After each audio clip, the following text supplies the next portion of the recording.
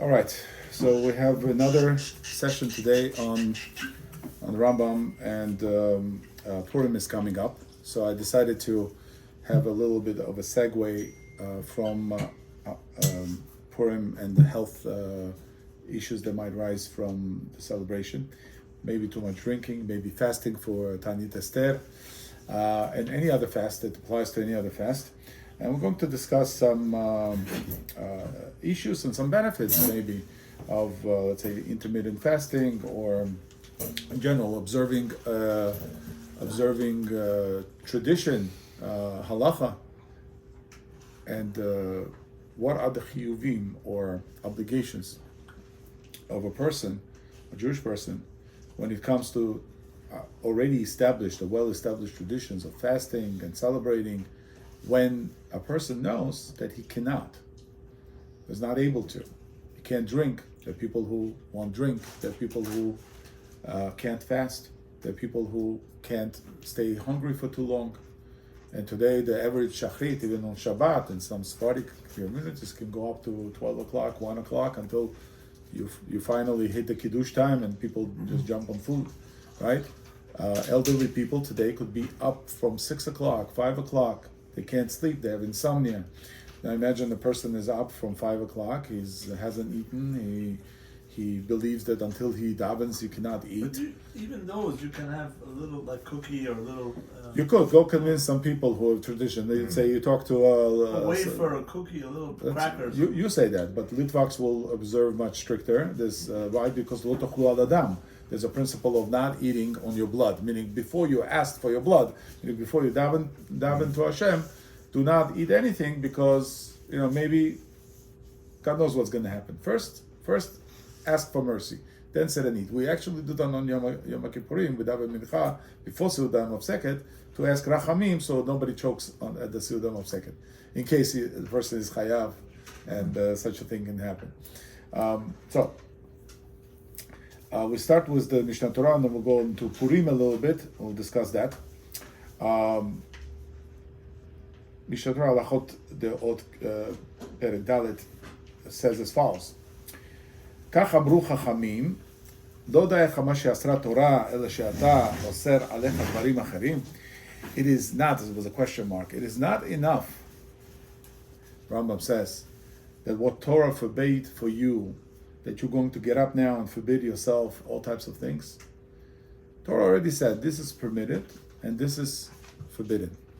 We actually say in the viduim of Yamim Noraim, in Yom Kippurim, we say, Mashe asarta hitarti. Mashe hitarta asarti. What you've forbade, I permitted. What you permitted, I forbade. It's a sin. You do vidui on a sin that you forbade something that God permitted. But you could say that about 90% of the Rabbanan halachot. No. So let's see the difference. Why there's a difference. When the rabbis established certain boundaries, they established it was obviously with certain gravitas, understanding that it has to apply to the row of the tzibur. If the row of the tzibur cannot handle it, they will not establish the takana. Many takanot failed, takanat Ezra and other things failed when most of the tzibur were not able to handle it. What's a tzibur? Tzibur is the kahal, community at large, okay. Right? So any enactment of the rabbis is not valid if the most of the people cannot abide by it. That's number one. Then there are individuals that will go in some emunot shtelot, and they think that if they fast all the time, or if they do all kinds of sigufim, they abuse their body in any way, they go roll in the snow. I don't know. It's very Christian ideas, and we don't hold of these ideas. When Torah came and said Yom Kippurim should be only inui, and what is the inui is exactly, the rabbis explain what is the inui is achila, shtiya, tashmish hamita, the levishat sandal, and all these things. These are only ones that are considered inuim. If you go to Shomronim, who do not believe in Torah Shebaal Peh, they only believe in Torah Shebichtav. To them, inui means actual danger to the life. Torah says, and ve'initem, it says ve'initem et nafshotechem. On the Yom Kippurim, you have to be me'aneh nefesh.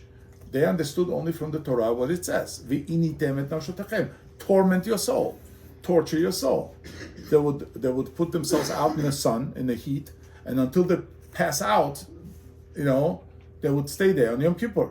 They would devise all kinds of creative ways of abusing their body of flesh, and they thought that that's a mitzvah, and they still think that in Har Gerizim, in Eretz Yisrael, where they live, they follow this very little understanding of the psukim, which is, I don't even know how it's not devastating, because if you're going to say eye for an eye, it means poking out eyes, it doesn't mean monetary value.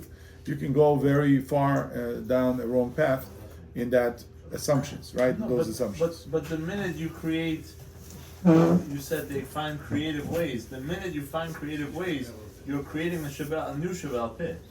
Right, in essence, right. Or you say that I'm sticking to the letter of the law, and I'm justified in doing that. I can. Eventually you create your own interpretation, right? And somebody then is going to write down and whatever, and it becomes a new book of, right? Hadith. That's how the Muslims got Hadith, right? You need to explain this damn Quran, right? You're gonna tell us what to do on a daily basis. It's too obscure, right? So they would come up with, like, some creative explanations, and then many different hadith. Just like we have the Gemara explaining, and there's machlokes in Gemara. It's not so simple, but at least we come to the maskanot, we come to Shulchan Aruch, we come to Psak Halacha, and so on. So it continues on and says, "B'chlal hazeh, in this cloud, shemitanin tamid, ve'inam derech tova." Those who fast all the time, it's not a derech tova. It's not a good thing. People think that there's a value in fasting a lot. The Torah only gave you, one fast, maybe Tisha B'Av. Rabbis added maybe a few fasts, and those are much lighter fasts. But it's not a good thing to fast a lot. And person should not be tormenting himself with fasts. On all these things, and things like them, Shlomo Melech said, "Al tihi tzadik harbeh, ve'al titchakam yoter, lama tishomer." Do not be overly righteous, right? And do not be too wise, right? And bina ve'entuna neged Hashem. It cannot be wiser than God. Lama tishomer. Why should you disappear? Why should you not exist? The Torah wants you to exist. The Torah wants you to be in peace and tranquility. It's a big klal in the Torah. What does it mean? The darchei noam means that the moment I tell you something that supposedly is Jewish or from some tradition of some mekubal or something like that, and you say, I don't understand, how could this be possible? This is too hard. This is too torturous for me to do. You should know that it's not true, because Torah already gave you a perimeters. Everything we do in the Torah has to be noam. Torah never tells me you must fast 2 days on Yom Kippur. You know how many people will leave if the fast was 2 days? Right? How many people? Like, a lot, right? Okay, 1 day I can do, but 2 days, right? The Torah doesn't say that you should take on Sukkot Pri Etz Hadar, a beautiful fruit. It doesn't say which fruit it should. We have tradition that it's a throat. But maybe Pri Etz Hadar is, Gemara says, maybe it's a cactus. Maybe I should hold a cactus and poke my fingers while I do the shachrit. It was the cactus. No, darchei noam. Darchei noam means that Torah would never give a cactus as a fruit to hold. Why? Because it would not be noam. The Torah's ways are pleasant.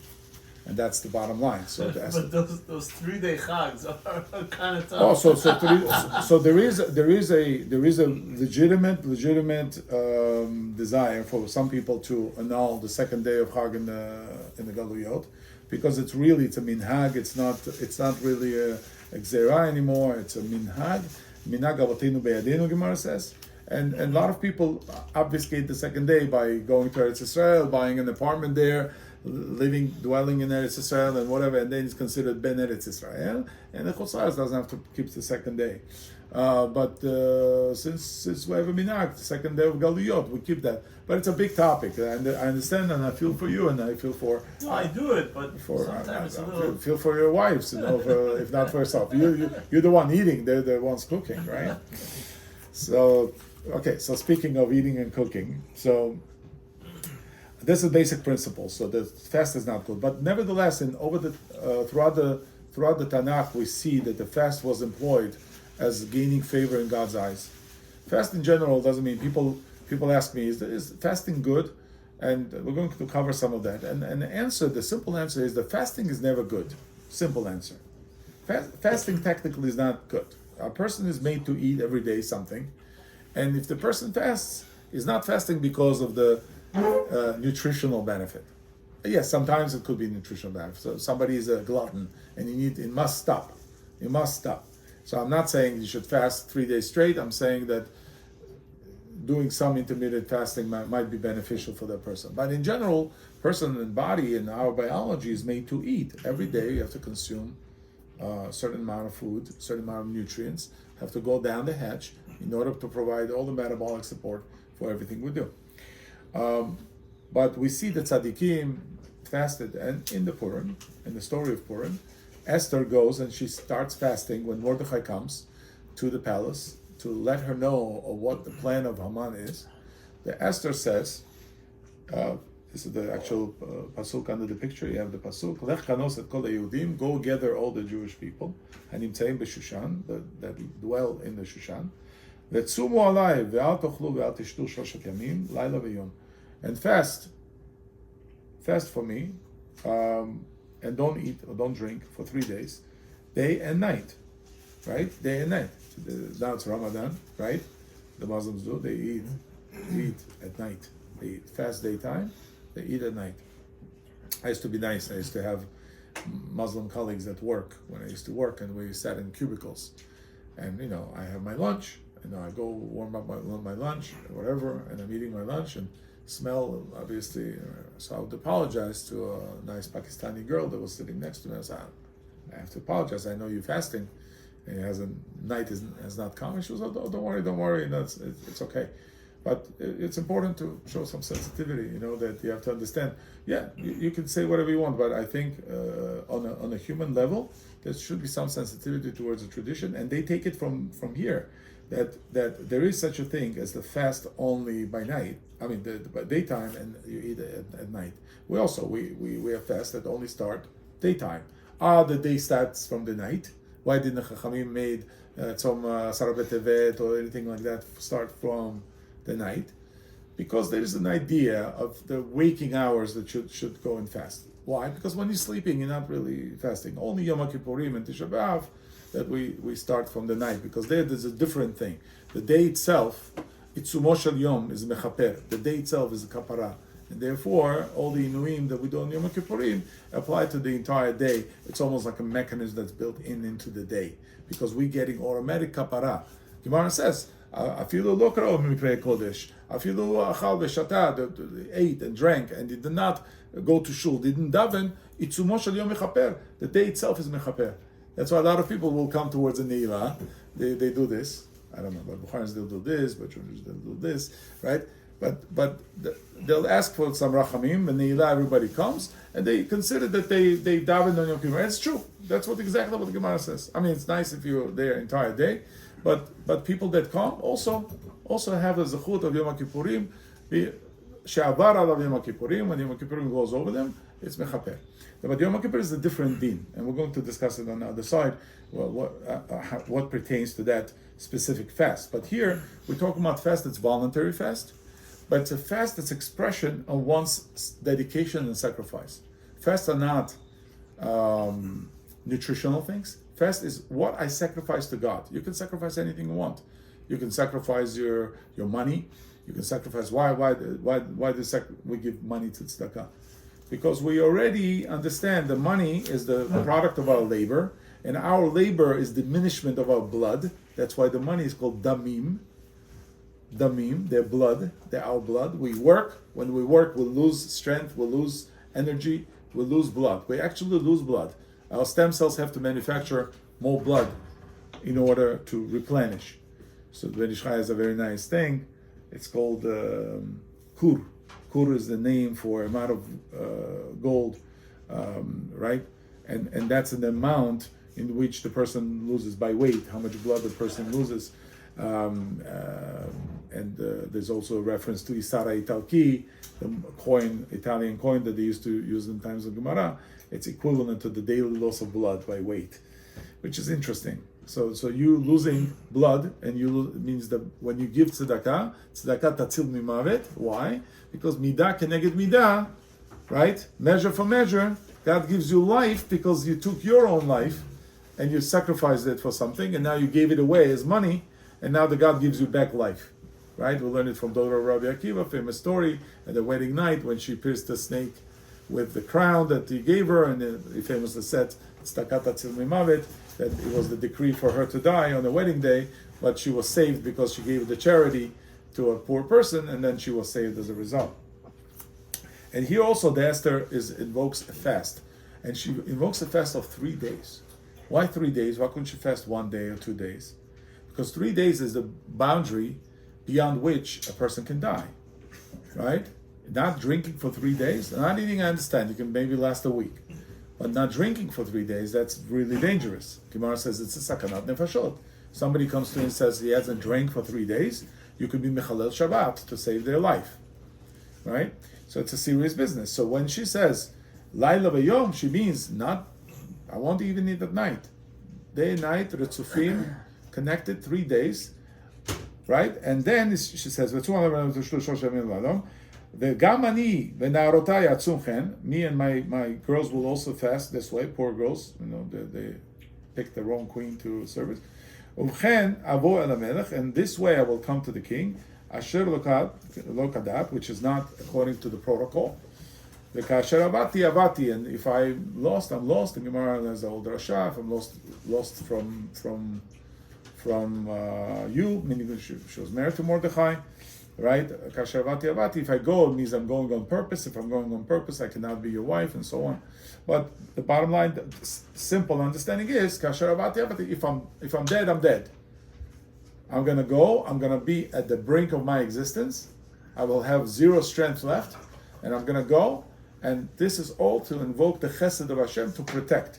So here we have Yosef ibn Yahya, a famous Sephardi commentator, and he says, "Vetzumu alai." He comments, "Leman itnenu Hashem lechenu l'chesed u'rachamim beinei ha'ish shelo yanesh beknisati elav."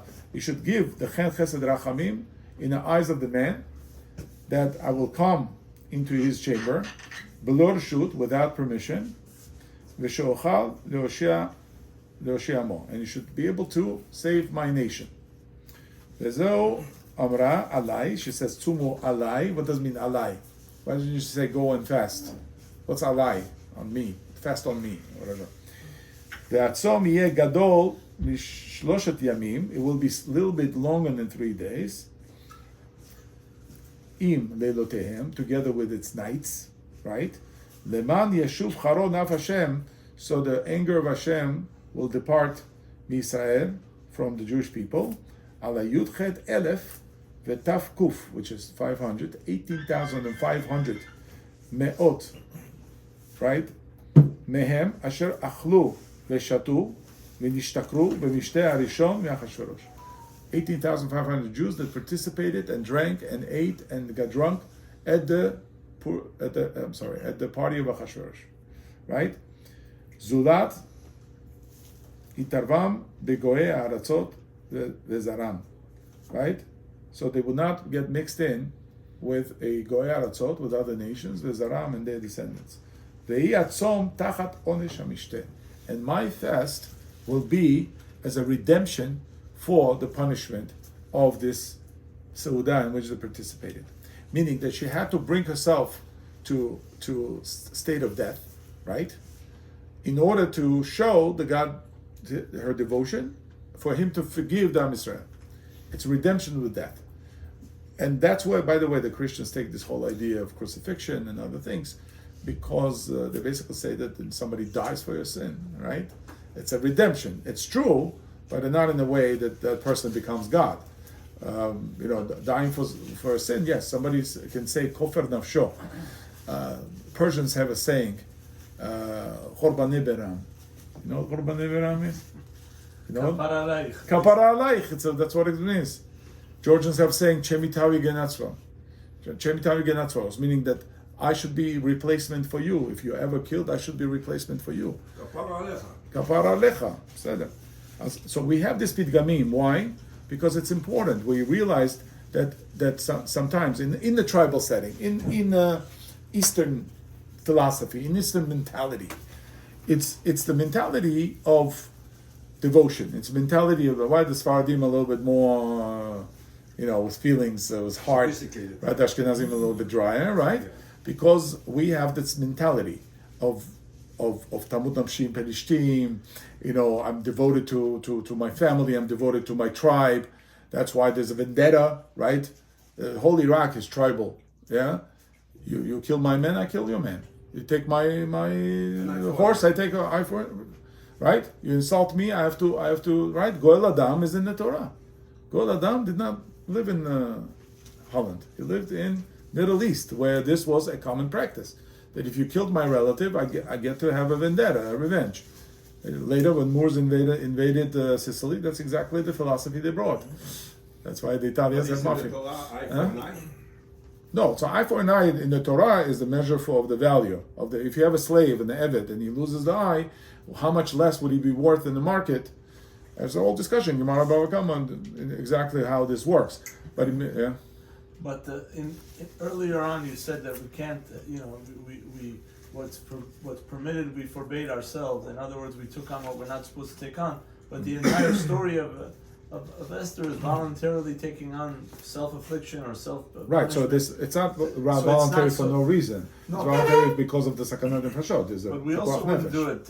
We also wouldn't forbid something for no reason. We also would have a reason. No. Right? So throughout the Tanakh, you see that God was okay with Shimshon HaGibor bringing down Pelishtim. God give me strength so I can bring down. Right. Tamun Nafshim Pelishtim is very much agreed by God Himself. Right, the fact that he had to marry a non-Jewish woman, it was all part of the plan for him to get in and destroy the enemies of Jewish people. And then for generations afterwards, Pelishtim didn't bother Jewish people. That's how much fear he put in them. So there is a purpose. When Yael, she kills Sisra, the general, she sacrificed Tevorach ben Nashim, Yael Tevorach ben Nashim, because she did something that's apprehensible. She slept with the Syrian general, right? And she got him tired. She got him exhausted, and then she killed him, right? So, do ends justify means? In some cases, yeah. Meaning that in extreme cases, when I have to mirror my enemy. It's a very important concept in special forces. It's an important concept when you're Delta Force or you're Spetsnaz or whatever. You go into the territory and you have to mirror your enemy. If your enemy comes with a knife, you come with a knife. You have to mirror the enemy constantly. So we mirror the enemy. If there's a push on us, we push back even harder. How we push back is a different story. Whether you do it with prayer, you do it with whatever, Yaakov Avinu, Esav. This is Maaseh Avot Siman Lemadim. These are all important aspects, and this is one of the reasons we learn Torah, to understand what is our perimeters, what is required right now, when is the time to do, Rosh Hashanah says, time to collect stones, time to throw stones, right? There's a proper time for everything. So Esther felt that at that time, with the danger that's facing the Jewish nation, she had to do what she had to do. The rabbis were against. You read in the end of the Megillah, that Mordechai, right, it was only pleasing to most of his colleagues, not all of his colleagues. The Gemara says, meaning some of the members of the Sanhedrin that he was part of did not like what he did, that he tried to establish the Purim as the holiday. There's a lot of controversy there, because it's a miracle that never happened. FBI comes out from time to time and says, we thwarted a terrorist attack, 8 terrorist attacks or whatever in last year. You felt nothing of it. You were eating watermelon, right? You didn't feel anything. Now, there was no feeling of glooming danger, right? Mordechai felt it. Esther felt it. There was some corridors of political corridors of Machiavellian discussions of things that were happening. Mordechai was in Iran and in Persia for a reason. He left Eretz Yisrael. There's a whole backdrop to the story. Why was he there? What was he doing there? Why did he have a non-Jewish name? Mordechai and Esther had non-Jewish names. Mordech was an Avodah Zarah, and Ishtar was another Avodah Zarah, and they were named after Avodah Zarah. Who does that? Where do you see that in a Talmud? Where do you see that such names in the Talmud? Right? You see some Greek names, but you don't see Avodah Zarah names, right? And yet we call our children Mordechai. My grandfather was Mordechai. Esther is a beautiful name, but it's Ishtar. It's a Gaia. It's Avodah Zarah is a Earth, Mother Earth. It's a goddess of the earth, right? But those were people who infiltrated, so to speak, the Persian thing, because what was hanging in the air is the Beit HaMikdash itself, second Beit HaMikdash.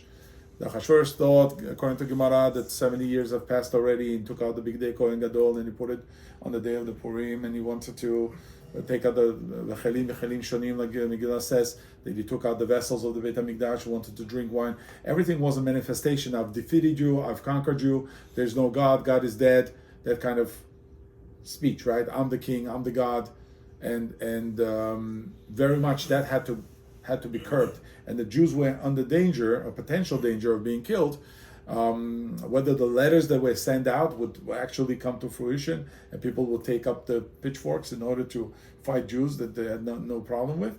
I don't know, but we are told a story in a way that when understood it was a great danger.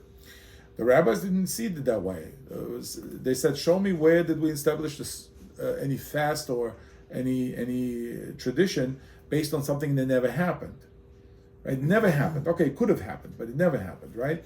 So we don't have any examples of that. So this is very unique. Purim is very unique in that we see the potential, right?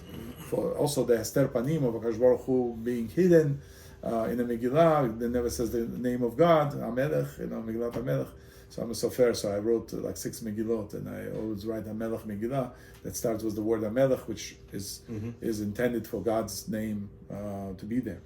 But nevertheless, this is the idea of the fasting, where you bring yourself to the brink. You bring yourself to a dangerous situation of your own life, and then God sees that and says, you know what? Same thing happened with Moshe Rabbeinu. Comes out with Zipporah, and then comes the big serpent and starts swallowing Moshe Rabbeinu up until the Brit Milah, and she realizes that she needed to do Brit Milah on her son, and she takes Vatikach Tzur, and she does the Brit Milah, Ve'chatan damim atali, and she throws it, and she says, look, I spilled blood for you. In Mitzrayim, the same idea. Korban Pesach, Korban, and also did Brit Milah, so they mixed 2 bloods of the Korban Pesach and the Dam Brit, and they did it on the posts, showing the God our devotion. So our covenant with God is really through our sacrifice of our own life. Korban, in essence, according to Rambam, in the Moreh Nevuchim, is a symbolic of that it should be me, right, being punished for the sins that I have, but now I bring the Korban. So one has to have a kavanah, and the kavanah is posel bekorban. If you don't have a right kavanah, that it should be brought for the right korban, let's say chatat or shlamim or whatever it is, and you should picture yourself as if you were deserving of this punishment, but it went on the be'emah, and you were spared. So the projection is such that we sacrifice from our flesh, from our blood, in order to gain favor in God's eyes. It is not nutritionally beneficial. It is your sacrifice. You're giving something. You making yourself less. Chole ani alecha, right? Chole ani alecha, right? Meaning, I love you so much I get sick, right? Ki cholat ahava ani, Shlomo Melech says, because I'm sick with love. What does it mean, sick with love? You ever see a person in love, particularly a teenager, sits at the table, it doesn't eat, he plays with his soul. Why? Because he doesn't feel like eating. Other hormones are working. Other things. Using slang, ani met alecha. Ani met alecha, right? So these are the things of things of self-sacrifice. Self-sacrifice is an important thing, and it needs to be properly understood. Properly understood, because obviously it has extremes. Right? There's extremes, like you have a crime of passion, right? Many times you'll see the news, and particularly in the Hispanic community, it's a crime of passion. He caught his girlfriend, whatever, and he came and he killed everyone and shot everyone, right? So it's a crime of passion. So why? Because in the communities where they're more passionate, yes, it's very good when you're on dance floor. It's not so good when you're fighting in the streets, right? Because right. So Pinchas again. So you see how measured it has to be. A Kanai has to be very measured type of person. One step left or right, it could have been Chayav Mita himself, right? But Kanaim Pogim Bo is a very, very delicate path that one has to know what he's doing, right? That's why people in power in general, police, military, they have to be very careful. There's a fine line that they cannot cross between abusing their power and maintaining the law and order, right? It's a fine line. We want them to maintain the law and order, but we don't want to get abused because we gave them too much power. It has to be a curbed situation. So same thing with your health, with your anything you put on yourself as a fasting or as a restriction to your diet or restriction to your lifestyle or anything like that, has to be measured. It has to be understood, first of all. It has to be accepted by you, because the Torah likes I cannot do something that's not accepted. It doesn't have to be pleasant. Let's say I decided to cold plunge like William does. Cold plunge, right? It could be beneficial, but if I don't accept it, if I don't really believe that it's good for me, then I'm just abusing myself for no reason. But if I accept it, it could be beneficial, right? So I can run around in the cold. I remember when the sports camps, we used to be wasteless, going running in the snow, rubbing snow on yourself and stuff like that. It was actually pleasant. You would come in all heat up, and it was pleasant experience. It's something that one can have an affinity for. And when it comes to diet, sometimes people find some kind of a fad or some new thing that came out, new book that came out that says, fast like this or like that. And people follow. They say, look how much weight he lost, how good he looks. Well, he looked good. You may not look as good. He doesn't have heart issues. You might have heart issues, right? So you have to balance it and approach it with some caution. So there's intermittent fasting. So several people mentioned to me that they're trying to do intermittent fasting, and it's one of these popular things that exist. And I have mixed emotions about it. I've studied it. I did some of it for my own health purposes, not for fasting per se, but for health. What's intermittent fasting? So intermittent fasting is basically I take 12 hours in the day, assuming I'm sleeping at night, right? I have 12 hours in the day. I take a certain period of the day, and I only eat in that period, in those 6 or 8 hours. That's the only time I allow myself to eat. So I'll eat breakfast at 12 o'clock, let's say, and I eat my second meal at 6 o'clock, and that's it. And then till the next morning, that evening and next morning till 12 o'clock, I'm not eating. Now, on the surface, does it sound right? No, it doesn't have the balance. No, it's balanced. So, We're doing it every day. It's balanced. okay. Quick answer, no. There's a pattern. So quick answer, no. And how do we know? That is, basic answer is no. Deeper answer is there's truth to that. But basic answer is no. Why? Because if somebody says, I am hungry, let's say you make somebody fast that way. Don't worry. A few more times and you'll get into the pattern, right? You tell them, don't eat, your child or whoever, right? You'll be a man at the end of it, right? And he never gets into it, and he says, I'm sorry, I'm hungry, and he starts losing weight, you're going to start doubting your methods, right? Because we naturally want to eat. We have two hormones. We have leptin and we have ghrelin. We have a hunger hormone and we have satiation hormone. Okay? They're poorly understood. We don't know what makes us hungry, and we don't know what makes us satisfied. Most people gain weight because they eat too fast, and they don't let the hormone kick in that can give them satiation. In olden days, people stayed skinny. Look at the videos from 1920s and 30s. Everybody's skinny in the suits. The ladies, everybody's skinny. Why? Because they sat at the meal, was the family. The meal was 2 hours long. They ate slowly. Everything was going in without bloating, without too much pressure, and the meal had the time to digest. All the hormones and all the digestive juices kicked in the right time. They had servants. They served them gently, slowly, and there was a nice conversation and a relaxed atmosphere afterwards. And today we eat on the run, and we have gastric issues all the time. And when we want to stop this and say this is too crazy, we go into intermittent fasting or something like that and say we need fat burning hours. Now there's a little bit of truth in that, meaning if I allow my body to be hungry beyond 6 hours, natural fat burning will kick in. Means I'm burning some of my fat, converting it to ketones, running it through the liver. It's a bit taxing on the liver, but I end up with small energy particles that will help me survive. Now, first preference is sugar for the body. Sugar is the glucose, is the main preference. Your brain works only on glucose. It doesn't work on anything else. The glucose is what it needs every morning. Your liver will generate sugar every night, 3, 4 in the morning, whether you like it or not. Doesn't matter what diet you're on, your liver will generate called neoglucogenesis, because the sugar is so important. You can't open up your eyes in the morning. In fact, when you're not opening up your eyes in the morning, it's hard to open up your eyes because you're deficient in sugar, right? Okay, so that's one of the things that the body uses as energy. Second degree of energy is going to be your lipids, right? Your fats, and then third will be other things, so ketones and other things. So that comes as a byproduct of breakdown of the fats. So when that happens, people get happy and say, "Oh, look, I lost weight." Okay, you lost weight. Are you healthier? Not necessarily. Any use of the fat that we accumulated is a stress weight loss, meaning the body goes into emergency mode and starts losing fat because it has nothing else to eat. So it eats itself. A lot of people lose muscle because of that, because it also eats protein. So you have to be careful.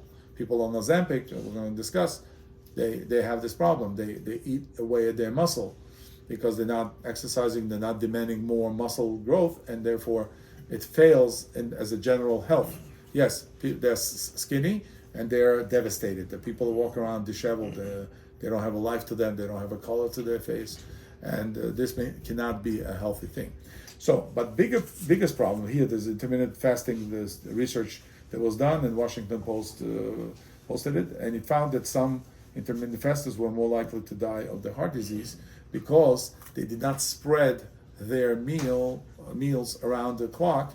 And what happens is they ate only in 6 or 8 hours of a day, and the rest was a metabolic challenge for the body.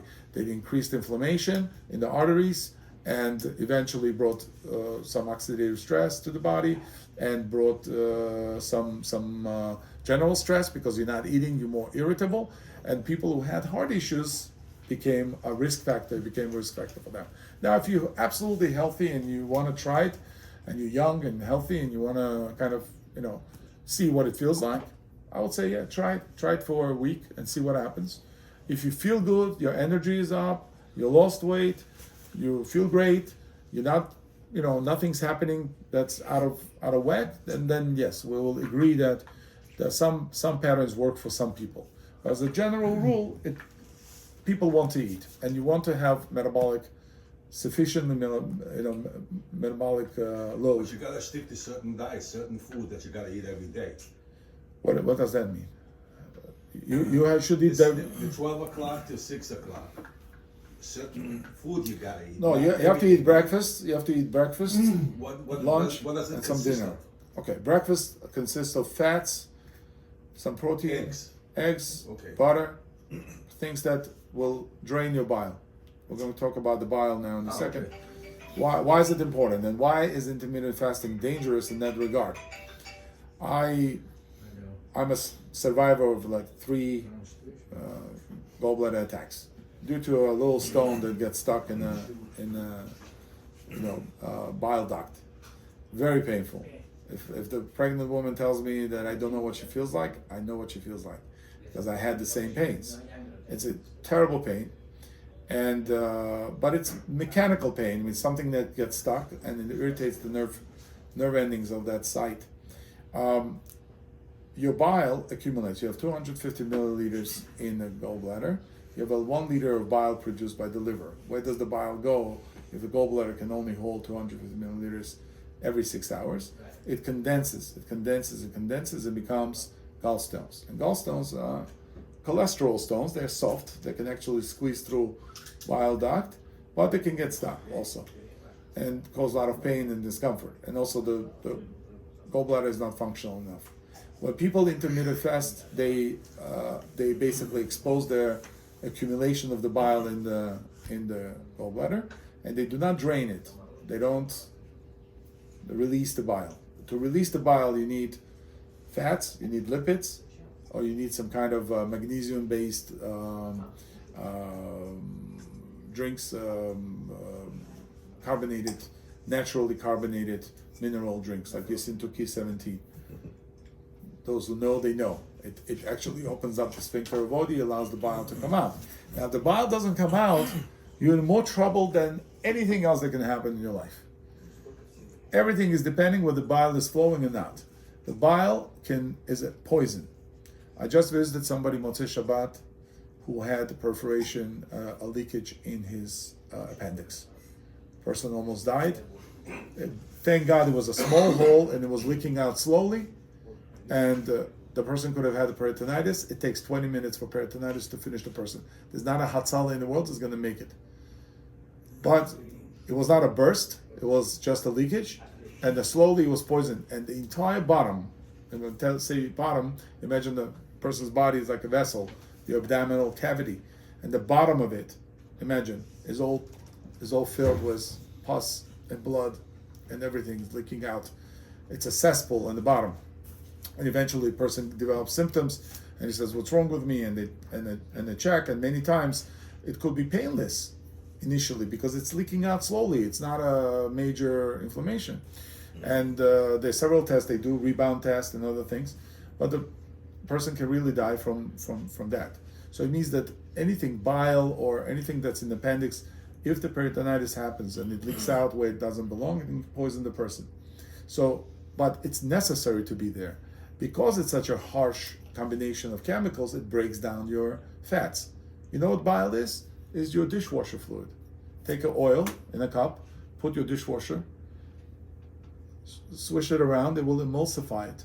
That's why it gets rid of the oil from your dishes. That's what bile is. It breaks down the fats into smaller particles. And then your pancreas can break it down further using the lipase enzymes. Made by the liver. But made by pancreas. Pancreas makes several things. You should know what pancreas makes. It's a main digestive organ, not the stomach and not the liver. Pancreas makes lipase, protease, amylase for proteins, fats, and carbs. Then it makes bicarbonate, which brings down the pH of acidic food coming from the stomach from 2 pH to 6.5 pH. Bicarbonate, which is baking soda, is the same thing. You throw that at anything, it alkalizes it immediately. It also makes your insulin, right? Makes insulin to break down your sugars and introduce it to the cells. Many other things. It has Isles of Langerhans, it has beta cells, and many times people, due to chemical intervention, called vaccination. So it destroys beta cells, and the pancreas can't produce liver. That's why you have a lot of children who are diabetic, because the injectable apparatus now that's controlled through the phone. It's very unfortunate, but these children are product of medical system failing them and killing their pancreas due to different drugs or chemicals and so on. And that when that happens, person can digest food properly. So you need to inject insulin in order for them to be able to digest and process glucose. So any kind of fasting is also disrupting this pattern. Your body needs a certain pattern of function. Juices are made every time. Remember back in Russia, they used to tell us not to chew gum, right? Yeah. They called us Zhvachka or whatever. Zhvachka. Right? Why? Because it produces saliva unnecessarily. Saliva goes in and triggers the production of the acid in the stomach without any food being introduced. It's very devastating to the system. Like I'm expecting something, I'm salivating, and you're not giving me anything, right? It's purely American thing. You go to anywhere else, nobody's chewing gum, right? It's so any fast is going to be detrimental, right? So there's Disraeli here has a small quote. If you can read it, it says, "A good eater must be a good man, for a good eater must have a good digestion, and a good digestion depends on a good conscience." Right? If you feel good, you'll have a good digestion, and if you have good digestion, you'll be able to eat more. You'll eat more too. You can be a good man because when you're satisfied, right? Когда тебе приятно, мне тоже приятно. So, right? You get very irritable very quickly when you're hungry, right? Most men are. You need your protein, you need your sugar, and when those levels drop, it's very hard to stop a man, stand between a man and his protein or whatever it is. Yeah. So digestive we discussed. So bile and gallbladder is very important, right? Also, we have a cortisol and the growth hormone. So we have hormones that are stress hormones and the hormones that are digestive hormones. Hormones that are stress hormones, they are basically what allows us to fight, run away from the dog, engage in an argument, win a case. We stress ourselves on purpose. We tighten up, in order to win something, to get somewhere, to go through traffic, right? That's cortisol. That's adrenaline. That's norepinephrine, right? These are hormones that are pumped in order for us to survive our daily activity. Then we come home, and hopefully the home has to be a relaxing mode. Bayats, makams, makam. You know what makam is? Mugammat. That's not the note of the singing. Yes, it's a modes of singing that are Eastern modes of singing. Persian, Turkish, Arabic. Makams have different names. There's Nawant, there's Hijaz, and there's a bayat. Rast. The bayat. Bayat is a Persian name. It means what? What does bayat mean in Persian? It means evening time. Relax. Evening time. So bayat. Know it. Huh? No, Persian doesn't know it. I came here when I was 6 years old, my friend. Now everybody knows what bayat. But bayat is a relaxing time. So when you're the merchant or you work hard, and the evening time you relax. My great grandfather used to go to Turkey for business. From Georgia, they would go to Turkey. There was a market, like a trade show, like today you call trade show, and they would work very hard. It was a back-breaking work. They delivered products and whatever. 3 days in a row you're working, and then at night you would go to whatever hostel or whatever hotel you had, and they would give you hashish. A host would give you a holyan or shisha or whatever you want to call it, and you would relax because it would take away the pain, and you would be able to fall asleep because your back was hurting, everything was hurting. So the opium dens were the real thing. But people didn't abuse it. They looked at it as a relaxation, as something that they took in small amounts, right? Today you have the drug addicts, but in those days it was a normal thing. Opium was taken by most American women in 20s and 30s. A lot of opium was added to the different products because it was relaxing, right? And nobody got addicted. I'm saying. So, but when growth hormone is there, growth hormone is for you to relax, to grow, to digest, to drift away at night. When you ate good food, it feels good. Now you want to fall asleep. You went to sauna. You're relaxed. So growth hormone kicks in. That's why children, their legs hurt, their body hurts, and the growing pains. What's growing pains? That's growth hormone kicking in. Your teenager is growing by hour, right? Until when? Until the body now has to divert the resources to the sex hormones. That's become sexually mature, and the body has to now devote resources to that, and the growth hormone is replaced with a cortisol and the stress hormone. In the presence of cortisol, the growth hormone stops. When we're stressed, we can't eat, we can't digest, we can't relax, right? So that's one of the main factors. And the fast in general could be a stressor. So a lot of people go into Yom Kippur and go into Tzom in general as a religious obligation, something they feel very strongly about. And it takes a smart, educated person, doesn't have to be a doctor, could be somebody who came to this lecture, and say, listen, you have A1C numbers are off, your blood sugar is skyrocketing, whatever. You can't do this. Shulchan Aruch says there's a bulmus, which is bulmus is the disease of the losing eyesight. The effects. So different opinions what it is, but person can lose eyesight. It does affect the blood sugar going up affects the eyesight because the capillary function is not there. The sugar clogs like crystals all the capillary function. The person can end up with neuropathy. Was sitting in the shul the entire Yom Kippur, and so in some cases, person has to eat. I have skipped fasts, plenty of fasts, regular fasts. I've eaten because of my condition, and I cannot fast too long. Because if I fast too long, my gallbladder will not allow me to do. And I will pay my price a day after, not on the day of the fast. I'll pay my price day after. And that's what happened a couple of times. I have to fast Tanit Bechorot. I've skipped it many times. Because I can't. You fast Tanit Bechorot, then you have to do Seder, and then what you hit yourself with the first cup of wine, it's going to wreak havoc on my digestive system. And I know my weakness, and I'm not going to allow that to happen, right? So the tradition has to take a step back to your immediate health needs. Yeah. But you could, it's allowed to eat, you eat like a specific something. Right, it's called Kedei Achilat Pras, which is every 2-3 minutes you can take another bite. Right, some say 7 minutes, don't believe them. It doesn't take 7 minutes to eat a bite of something, right? But it's 2 minutes, every 2 minutes you can put a shot glass for a person. Even on Yom Kippur, the person's really sick and needs care and attention, and they cannot go without food. You can put a shot glass of water and say drink every few minutes, put a little food, eat a few minutes, and that's okay, that's acceptable. People are afraid, they feel embarrassed, they feel ashamed that, I'm not fasting, all these years I fasted. It was a big thing with Rav Ovadia, I think it was Safra, or one of the Safra family, that didn't want to break the fast, even though the doctor said on Yom Kippur to break the fast. He didn't want to break the fast because he was buying Maftir Yonah every Yom Kippur, and he didn't want to skip that. And he says, don't worry, you can do Maftir Yonah even if you're eating. Don't worry about it. It's as if you're keeping Yom Kippur because you have to eat. You have to eat. It's outside of that.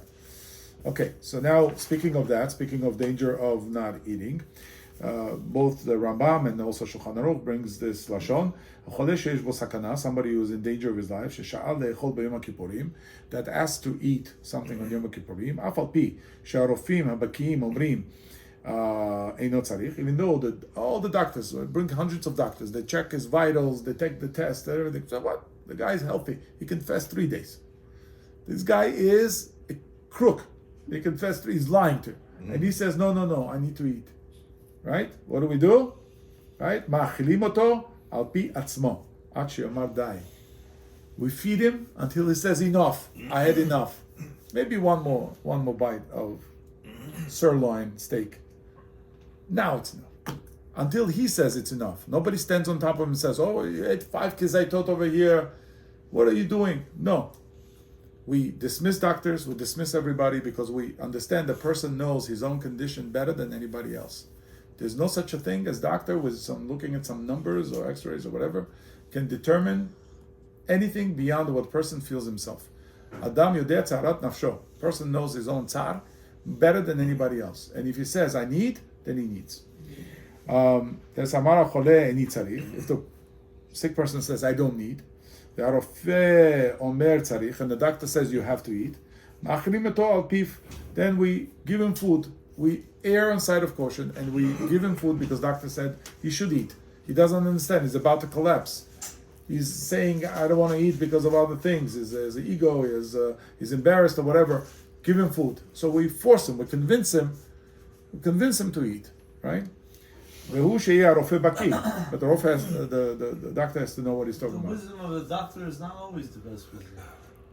It's probably never the best wisdom.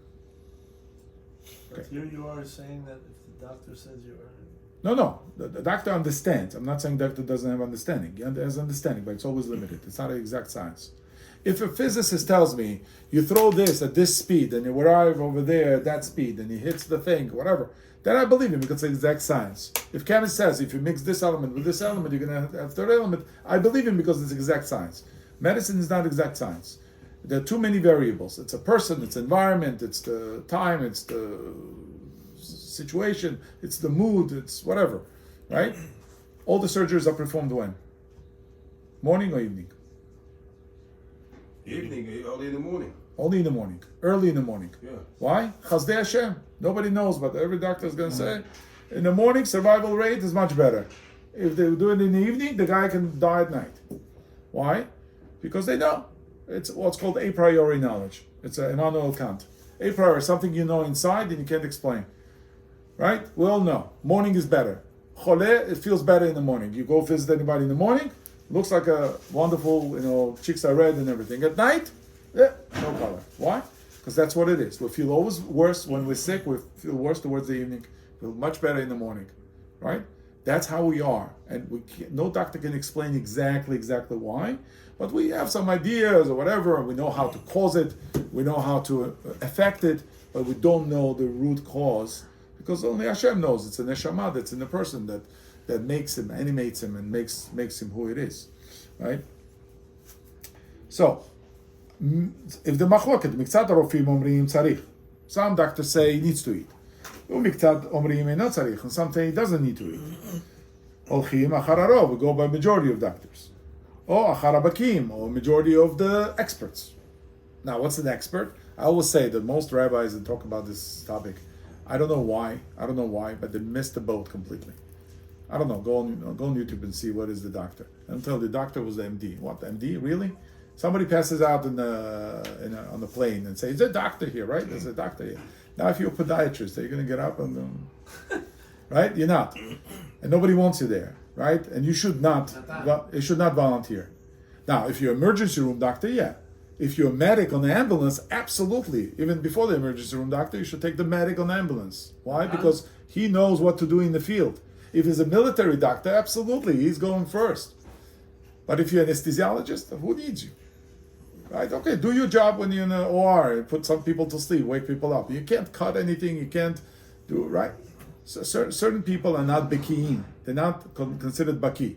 Baki is the guy who has experience, period. I don't care if he's MD, he's not MD, he came from the village, is from Kalahari Desert, is the bushman of Kalahari. He knows and you don't, you're it. But if he doesn't want to handle the emergency at that point, because he's saying, "I don't want to get sued," I heard that. I said, "Doc, why don't you take care of me? I don't want to touch it. I don't want to get sued." Yeah, that's the problem. That's it. That's the problem. My son tells me, by law, he has to treat him. No. My son was on ambulance. He worked for senior care, and he was on the EMT on ambulance. And he said that he said, "Abba, you have more rights to treat somebody than me, because if I come in and if I do something wrong as a EMT and I say I'm an EMT, that could be a lot more repercussions for me than for you as a good Samaritan just coming in to help." It's a problem in general. So that's not a New York State law that you must. It's a general. Well, take your chance of getting sued or not. If you're a doctor and you're able to assist, you should assist. If you have a medical license on the back of the car, you probably should stop at the side of accident or whatever if you're able to assist. If you're not able to assist, you're a dentist, keep driving. I would say. Right? I'm saying I took CPR course, so I'm certified as a CPR, right? Okay, so I can assist, right? If the dentist did not take CPR course, maybe he should stay back. I'm just saying, if you have an experience, even better. If you saved lives, you worked on Hatzalah and you saved many lives, then you should take over. In the Israeli army and IDF, they have this rule that if you're out there in the field and you have, let's say, soldiers, and one of them is a Druze soldier, and he knows the area very well, and he's a tracker. He can track. Yeah? You know what happens? A commander gives command over to him. For the time that we are tracking and we're going through this area, you in command. Whatever you say, we do. And God bless them. Of course, it's a very smart idea, right? So because I outrank you, I should tell you what to do when I'm nobody here. It's not my environment. It's your environment. So you be ahead. So whoever knows best should take over. So that's the machloket here. Bilvad. Shelo yomar hacholeh tzarich ani.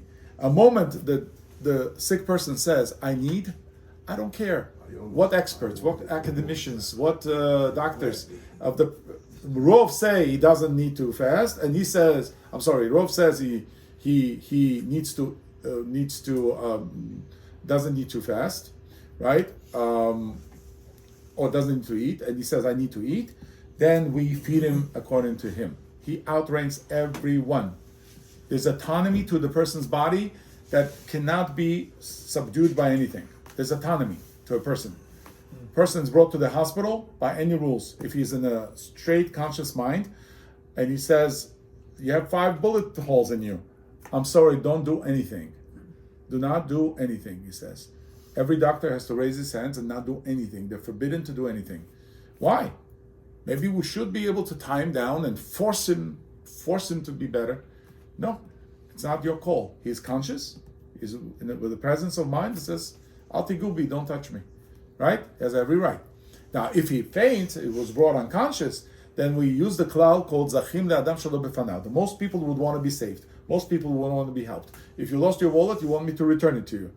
You're not going to tell me, why'd you return my wallet? I lost it on purpose, right? So Zachim le'adam shelo befanav means that we do zechut for the person that's not in front of us. It's a very important klal. That's what allows us to be good Samaritans. That's what allows us to help, right, in most cases, because we know we extend our mind to that person's mind and we say, he would want this to happen. That's important klal, right? So all saving has to be done. Oh, the person is unconscious and we save him because we understand that you want to be saved. Well, most people want to live and not die. But if the person says, I don't want this procedure, I'm opting out, I don't want it. I think it's too risky. Doctor says, you're crazy, you don't understand. This is very dangerous if you don't. I'm sorry. That's it. Doctor has no rights. No rights. Why? Because the life itself is more complex than any medical system can explain away. It doesn't work. If the person doesn't want to eat, there's not a doctor in the world that's going to make him have an appetite. He doesn't want to eat, can't feed him. Rabbi, one question. There's a lot of tricks. There's a Freudian slip there. There's a lot of tricks in the hospitals, especially with us Jews. I'll give you a couple examples that happened to me. Unfortunately, I'm always in the hospital. זה מה שאלוהים רצה. Should I report by ethic, by Jewish ethic? And somebody who doesn't even know me walks in, hi, how are you? I'm Dr. Schmuck. I see you're Dr. Abitan. Oh, I know him very well. Let me see what's wrong with you. And I get a bill of $400-500 for 15 minutes of telling me Shabbat Shalom. You just opened up a can of worms that's so big. So not to bother. No. One second. You can do whatever you want. It happened to me many times. I'm not telling you what to do. It's obviously. But is it ethical for me to lanchim? It's definitely ethical for you to tell somebody who could be in the same situation, another Jewish person, that say, stay away from this guy. This guy's out for money. He's not there to care for you. Okay. If any doctor or nurse or whatever mistreats a patient or does anything that you think it's unconscionable, the Jewish law itself says, Al ta'amod al dam re'echa. You mamash shofet damim if you're not. Right. Me'achuz that it's considered shofet damim if you do not warn a person. There could be sometimes, there's certain nurse in a certain shift that nobody likes. They will warn. The patients will warn and say that nurse, stay away from her. Just as little contact as possible. She'll do something. Well, they say, make sure you're watching your loved one in a hospital. Make sure somebody's there. Because there were abuses that people recorded, nurses beating up patients and throwing the elderly, and elder abuse is one of the big problems. So the kippah that I wear I don't know, maybe not, but maybe just an obnoxious person, right? Either way, it doesn't matter. You should warn another person and say, listen, protect yourself. Let's say I tell people all the time, you're not going to get certain foods in the hospital. Forget about it. Bring it from home. But it's not lashon ra in squealing at No, right? It's absolutely a toilet. Mind my own business. Yeah, 100% toilet. You're helping someone else. Okay. Even if it's not, even a not Jewish person. Why? It's also a human being. You have to help them. You have to advise them. You have to give them a heads up on something. Sure. Okay. So. How do you know he didn't help you? I saw the bill. I got sick again. I went back to the hospital. No, you don't know. Maybe he helped you. He didn't do anything. I had a problem with the stomach, and he is a heart doctor. Well, maybe Abitan is a heart doctor. He's associated with him. I know Dr. Abitan. So I'm going to see him next week. Okay. He's doing the operation on me. Okay. Send regards and everything should Which be. Abitan? There's 4 of them. One the 4 brothers. Yeah, one is One by is your area. San Francis. One's The San Francis. dermatologist. Yeah, there's the dermatologist Avram Abitan. Right. Right. I see the older brother. Okay. So there's a point in fasting. Those that you know that are coming to this fast and they're pregnant, you should be very, very careful and cautious with pregnant ladies, because pregnancy is very tricky. One of the tools that we have, the absolute tools to feed someone on Yom Kippur, is the pregnant woman that asks for food. You can give trefot, you can give anything in order for a pregnant woman that smelled some food, let's say, and she wants it.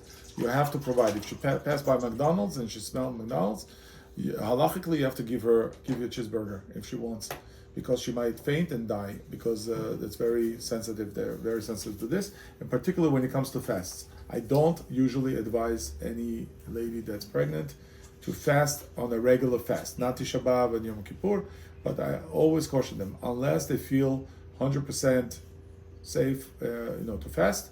Otherwise, they should eat, because particularly in the hot days, or if they're deficient in something, or they have some pre-existing condition, let's say high sugar, or gestational diabetes, and they're sensitive to when they're missing sugar, absolutely 100% is the danger for a child, for them to fast at some circumstances. Rabbi, in fact, you just made me remember, my daughter just asked me if you see the rabbi ask him, she's pregnant, Baruch Hashem, bli ayin ra, bli ayin ra, bli ayin ra, B'shat tova, b'shat bli ayin ra. She has a fungus on her toes.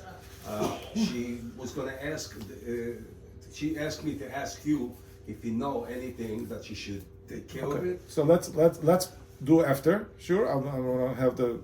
I'm sorry. Go ahead. I'll give you personal Go ahead. time, but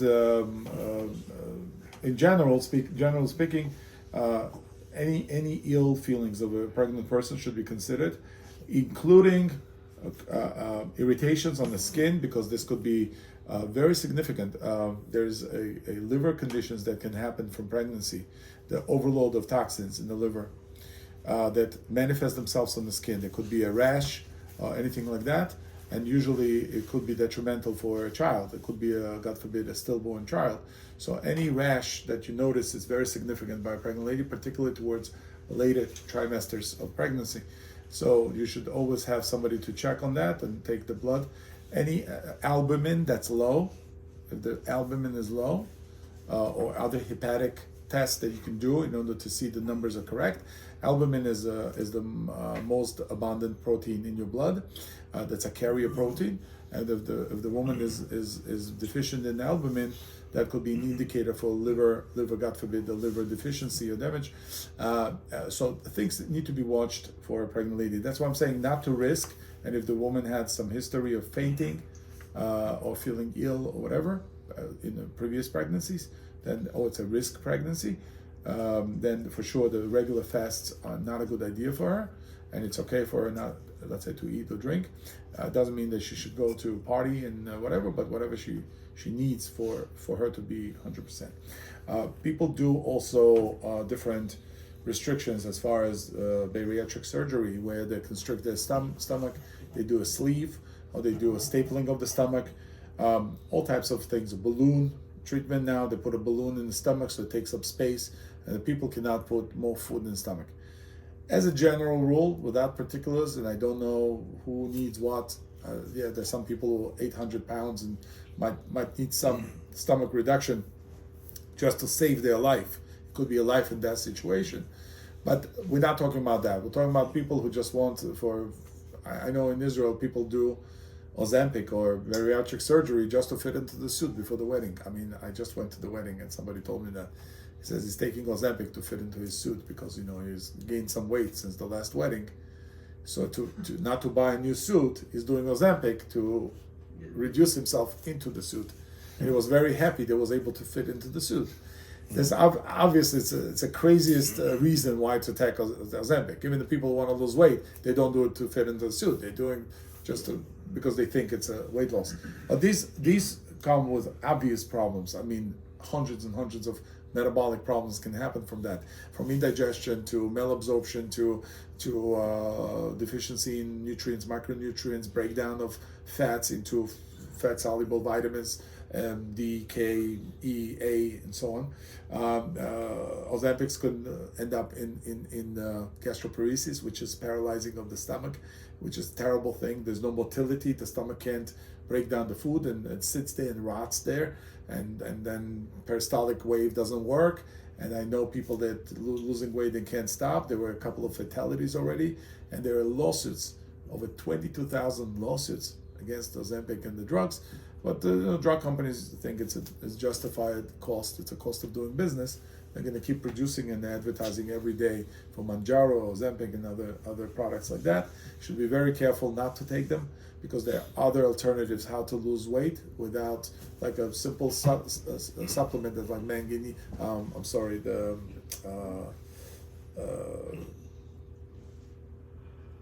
forgot.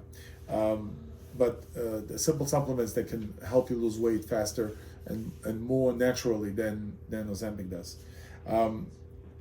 So stomach paresis, gallbladder issues, gallstone issues, pancreatitis, and thyroid cancers are very much within that risk perimeter of these drugs.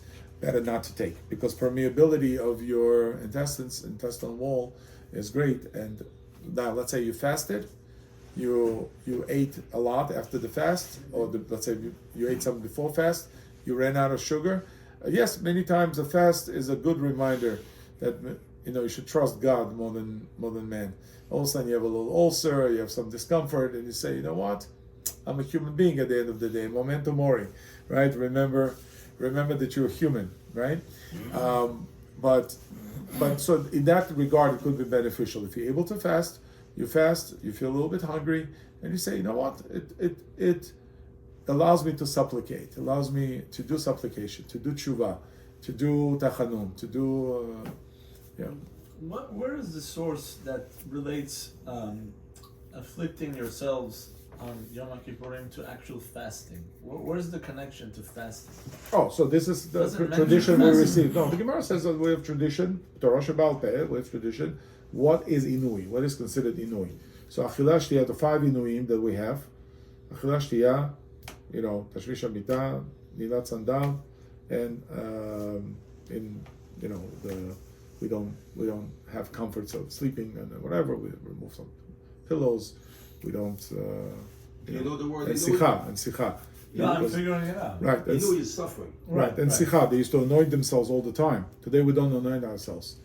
You go to some northern tribes and you'll see that they put oil on their skin and then they rub off the oil, they scrape off the oil.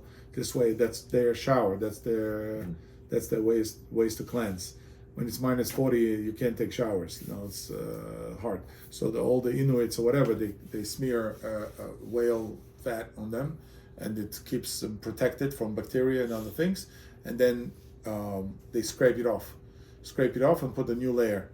That used to be the tradition. And Esther herself, they kept her in the Shemen Amor, Samim, in all kinds of oils. They dipped her for 6 months. They were dipping her, and they removed all the hair, so she would be completely smooth. And they dipped her in different oils and ointments and fragrances and whatever, so she would be pleasant smelling. Her skin would be like alabaster, stone, silk, this was the practice. Later, we brought in this idea of showering, which strips the oil. Your skin is covered in oil. Sebaceous oil is on your skin right now. So what's more natural, to wash with water or oil? So they washed with oil. They actually replaced oil. If you take Chukcha, if you take Eskimo and you bathe him, he'll die. Literally, he'll pass out and die. He can't. His body is not used to regular water. It lives in his skins and he puts oils on. So I'm not saying that we should live like that. What I'm saying is that we're all accustomed to our own biome, our own environment, and whether something is good or bad for you should be determined by you in your environment. We all immigrants, and there's one final thing I'll mention. We have our struggles with food. You came from Israel, you're used to Israeli food and Middle Eastern food and their oils and fats, and you come here and they give you canola oil and whatever. So your body will react poorly to that. You come from Bukhara or come from whatever, you eat osh polo, you eat kurdiuk, you eat something that the sheep fat and goat fat, and all of a sudden they switch you to some margarine here that's made from synthetic stuff that your body cannot break down, right? So it's ill effects of that. A lot of people died. But first generation of immigration, you see, calendars are filled with people who passed away at their 60, 70, whatever. Not a very old people. They died because they changed their diet, they changed their environment. Sometimes it's beneficial. Let's say if you come from a poor country that didn't have any food, from India, from China, whatever. Yaming, the basketball player, right? He wouldn't be born this big in China, but his parents moved here, started eating American diet. He was one of the problems of Chinese delivering in America. They do a lot of C-sections because if the parents were from China and the child is born and mother eats American diet, the child is too big to deliver naturally, so there's C-section. So environments matter. Sometimes it's a plus, sometimes a minus. But in general, going back to our environment is the most beneficial. I think the Purim is also about that. Purim is not forgetting, right, where you came from, right, who you are. When you party at someone else's party, that food is not your food. That's not, right? Even if you had a hechsher and if there's right, it's like eating airplane food. Every time there's airplane food, I never take. It's like, who came up with this, right? I could not eat this. Just because it's kosher, I should eat this. So I don't eat it. I don't eat. I'll have a pita with something. That's it. Why? Because it destroys my biome. It destroys my environment, my internal environment, my external environment. My mood changes. Everything changes. Now add to this fast. Add to this some other obligations. Let's say not eating. I would say if you have stomach ulcer, if you have problems digestively, you should eat something. Like you said, you should eat something before Shachrit. You should eat something on Shabbat before, if you know that the shul is going to go to 12 o'clock. That's why halachically not allowed to fast past 12 o'clock, because they understood that turns the entire day into a tzom. If you pass the chatzot, halachically you enter the tzom category, right? So the half a day counts as some kind of a fast, and you have fasted and not allowed to fast on Shabbat. Shabbat is the time of eating and enjoying yourself, right? There's even a skula. Means that to keep us healthy, even though we eat a little bit extra, a little cholent, right? But to keep us healthy, because Shabbat is made to enjoy, right? So the person is not allowed to fast in general. Yoshev betanid, Gemara says there's two Gemarot. Yoshev betanid nikra choteh, or Yoshev betanid nikra tzadik. Depends on the situation. If you're doing the fast in order to work on yourself, you have a certain yetzer hara, and you want to subdue yourself in a sense of recognizing of what truly matters and grounding yourself that way, then it's a good thing. But if you do ta'anit just to feel a little bit of ego, like I'm doing ta'anit or whatever, that's not good. Doesn't suit you, right? You're making yourself like a righteous, almost artificially, because you're sitting and fasting. There were some holy people. I know my grandparents, they used to fast Sheni, Chamishi, Sheni, Bahab. They would fast if something happened, even by non-Jews. Today you have a jewelry show in Vegas, and all the Indian wives, they fast for their husbands. They go for jewelry show for their hatzlacha, for their parnasa, they fast. It's a self-sacrifice. I'm doing something in order for God to have mercy and whatever.